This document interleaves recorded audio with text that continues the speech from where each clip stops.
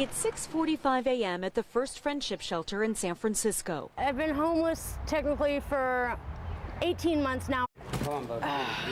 Families trickle out, including Meadow Sylvester, her husband Aaron Burrows, and their 8-year-old son AJ. It really seems like to me that poor is the new thing to be prejudiced against. The three sleep on a mat together, AJ in the middle, in a room filled with about 50 other homeless people. Many people snore. I hear this pretty much all that. Every morning, the three pack up and leave at 7 o'clock. That's when all the families are forced out, only allowed back later in the afternoon. Every morning we walk about 10 blocks just to get to the bus to take them to school. First stop, a market and Pete's Coffee. Meadow, how are you doing? I'm all right. Thank you. Have a great day. After dipping into the bank account, Meadow learns they only have $140 left for the rest of the month, and it's only the 12th. You want some milk or some water to go with that? Yes, please. The family lives off Meadow's disability and Aaron's state welfare checks, which total $1,500 a month. The Burrows say a long and drawn-out landlord dispute, coupled with skyrocketing rents, forced them out of their Bayview apartment. There's a mixture of looks you get, but a lot of it is people just look disgusted. Aaron suffers from social anxiety disorder. Meadow has spina bifida and PTSD. Both are recovering heroin addicts. Every morning, they wash up in the market restroom. Come here. The hygienes are right here. This is all our shower stuff. They only get a shower once a week at the shelter. Save water. While Aaron must leave for a doctor appointment, Bye. Love you too. Meadow walks 6 more city blocks and catches a bus to AJ's school. Living on the streets ages you really fast. She admits she looks older than her 32 years. Suitcase?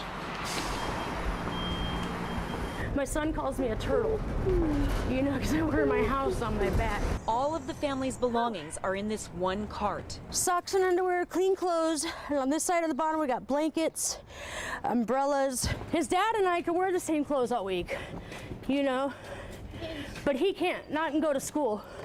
He's already the homeless kid. I haven't even had a Christmas while we were homeless yet. AJ is acutely aware of his situation. Lately, he's been having trouble at school. He frequently gets sick and doesn't sleep well at the shelter full of crying babies and snoring adults.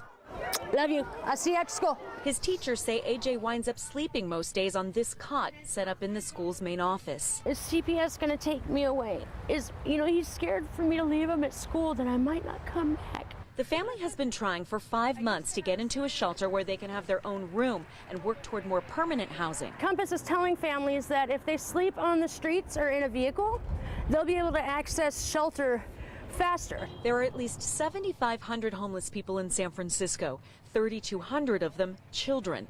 That's according to the family homelessness program Compass, which says it received calls from 5,200 Bay Area families last year looking for shelter service.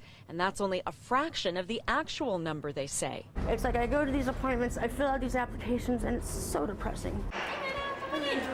Today, Meadow meets with a caseworker who's trying to help. I think that as of right now, the average time that people are searching for housing can be from up to 6 months up to like 5 years. The Burrows lost their Section 8 voucher, so finding a new home on $1,500 a month is nearly impossible. And the rents range now for like a 2-bedroom. It could be an average of like $4,800. It's really a miracle that families kind of survive the day-to-day grind. Officials here say the Burrows' best bet is to find permanent supportive housing where there is on-site support and rent is adjusted based on income. But the likelihood that she might find a unit in San Francisco is slim. With no family to help them, they say they'll continue to muddle their way through the system, get jobs, get off the streets, and into a home. He shouldn't have to worry about where are we going to stay tonight, you know? If anything, for AJ. Yes, I made a mistake or whatever, and I've tried to rectify the situation, but I'm just still being punished. My whole family is. In San Francisco, Tara Moriarty, KTVU, Fox 2 News.